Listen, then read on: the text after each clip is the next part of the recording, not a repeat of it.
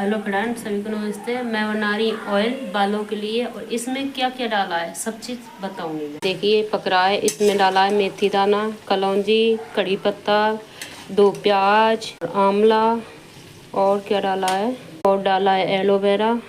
और सबको धीमी आंच में पक रहा है। ये पकता रहेगा, थोड़ा सा हो जाएगा फिर इसको निकाल लेंगे। ये बनाया है सरसों के तेल में।